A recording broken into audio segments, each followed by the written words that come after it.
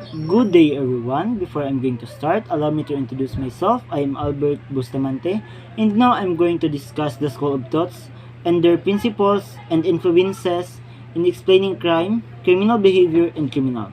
First is classical school. Based on the assumption that individuals choose to commit crimes after weighing the consequences of their action. Okay, when we were going to talk about classical school, alisir mo commit ang criminal o crime, iyaha sa huna-hunaon or timbang-timbangon ang i-punish sa iyaha. According to classical criminologists, that individuals have free will. Yes, naadyoy free will ang matag usa sa atua or sa ilaha kung maghimo ba sila og legal or illegal nga krimen. In classical school of thought, punishment should be severe, certainty, celerity of swiftness. Cesar Vicaria became known as a father of classical criminology. At the very young age, he authored his most famous book on crime and punishment.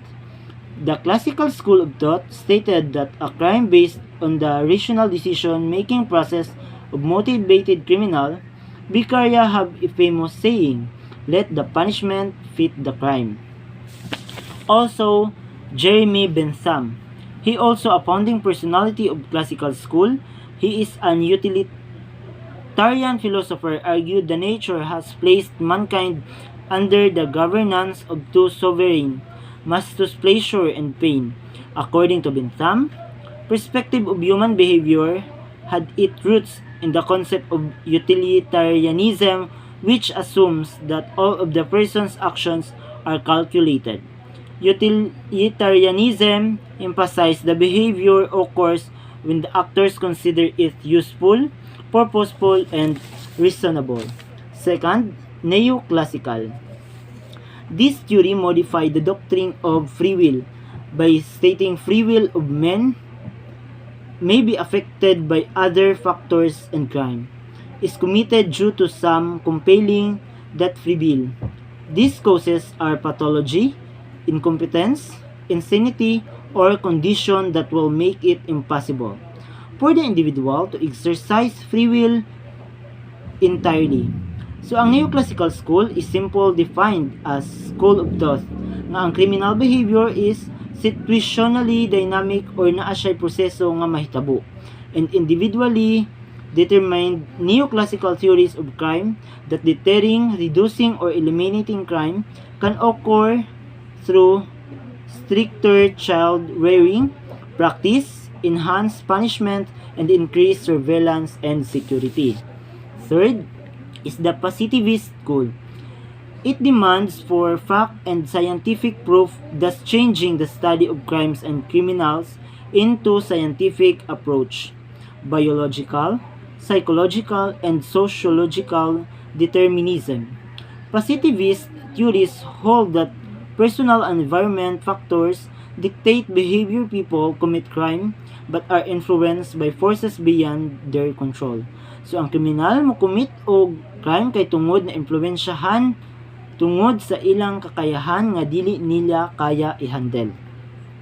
Cesar Lombroso authored the book entitled The Criminal Man. He is the father of criminology. He is also believed criminal traits or inherited. So nagatuo pod si Cesar Lombroso na ang criminal is naa na siya sa bloodline. Pag panganak pa lang nimo, ma-identify na ka ni Cesar kung criminal ba ka or dili. By looks siya mo mo identify. The fourth is the socialist school. Based on the writings of Karl Marx and Friedrich Engels that began around 1850, they emphasize that economic determinism, it concentrates on the fair quality among all citizens. Their theories based upon the basic idea that poverty causes people to be inclined to criminal activities. Yes, which is true. Kay ngano, some sa mga katawhan mo commit na sila og crime as for the reason that they belong to those poor family. Yes, maybe kabalo na sila pero ilaha gihapong gipursue or gipadayon tungod sa ilang mga personal needs or mga kinahanglanon aron maluwas sila sa mga kagutom or sa ilang kalisod sa kinabuhi. And lastly, the French school.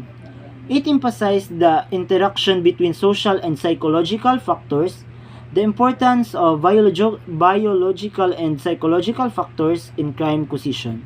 It emphasized the possible of environment cause of human behavior. In essence, the French school is better described as a multidisciplinary tradition that accepted sociological determinants, biopsychological proposition, and even a degree of free will. One of the major thinkers of French school is Mr. Gabriel Tarde, was a French lawyer and a sociologist. He also emphasized that social factors were sufficient to explain why crime varied over time within each society. So si Gabriel Tarde, kontento na siya nga ang ubang tao makatuon og krimen or ma-engage sila. Major theories of French school criminal behavior is largely learned from what he called theories of imitation. That's all. Thank you.